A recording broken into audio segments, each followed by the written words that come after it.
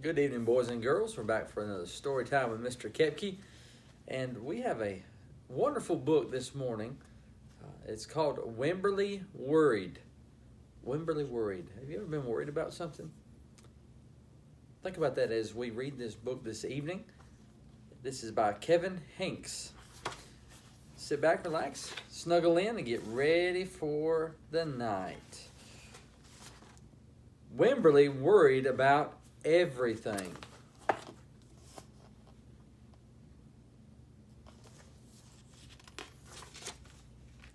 Big things, little things, and things in between.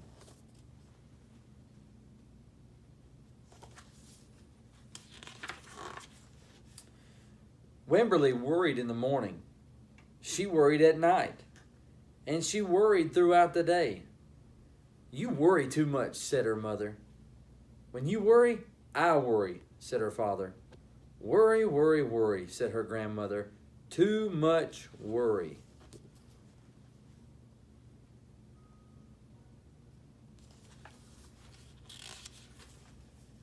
At home, Wemberly worried about the tree in the front yard, and the crack in the living room wall, and the noise that radiators make.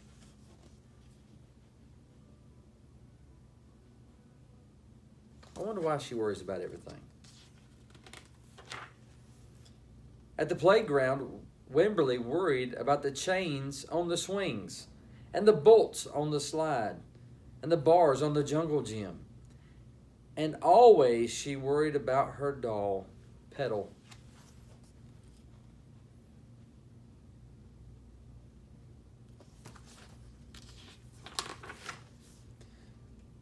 "Don't worry," said her mother. "Don't worry," said her father. But Wemberly worried. She worried and worried and worried. When Wemberly was especially worried, she rubbed Petal's ears. Wemberly worried that if she didn't stop worrying, Petal would have no ears left at all.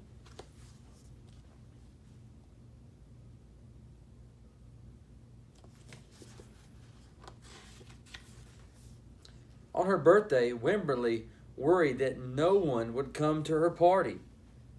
"See," said her mother, "there was nothing to worry about." But then Wemberly worried that there wouldn't be enough cake.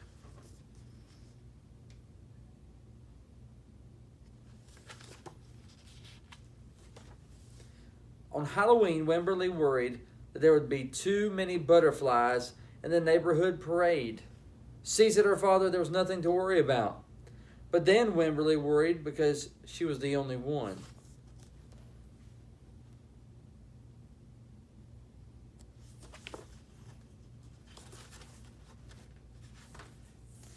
"You worry too much," said her mother. "When you worry, I worry," said her father.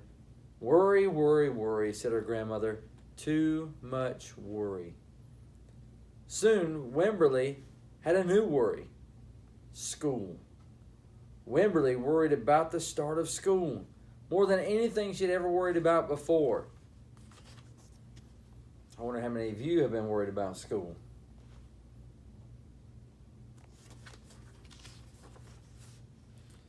By the time the first day arrived, Wemberly had a long list of worries. What if no one else has spots? What if no one else wears stripes? What if no one else brings a doll? What if the teacher's mean? What if the room smells bad? What if they make fun of my name? What if I can't find the bathroom? What if I hate the snack? What if I have to cry? She's got a lot of things she's worrying about.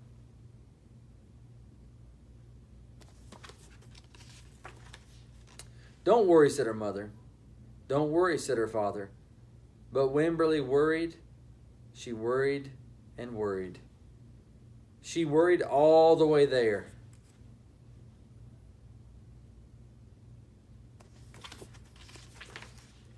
While Wemberly's parents talked to the teacher, Miss Peachum, Wemberly looked around the room. Then Miss Peachum said, "Wemberly, there is someone I think that you should meet."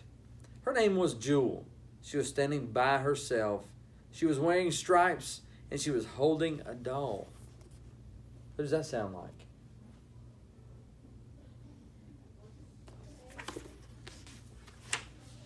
At first, Wemberly and Jewel just peeked at each other.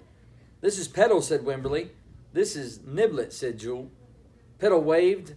Niblet waved back. "Hi," said Petal. "Hi," said Niblet. "I rub her ears," said Wemberly. "I rub her nose," said Jewel.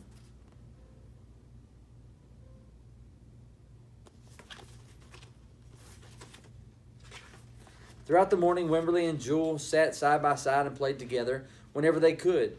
Petal and Niblet sat side by side too. Wemberly worried, but no more than usual, and sometimes even less. Before Wemberly knew it, it was time to go home.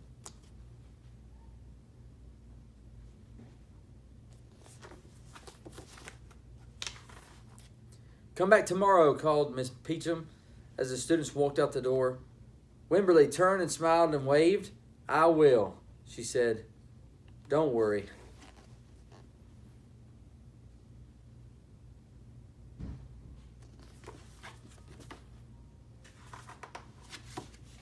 You can see Wemberly at home playing with her parents now. So Wemberly overcame her worry and overcame her fears. And I hope that tonight, that if you're worried about something, that you can overcome your worries as well. I hope that each of you have a good night, and I love every one of you.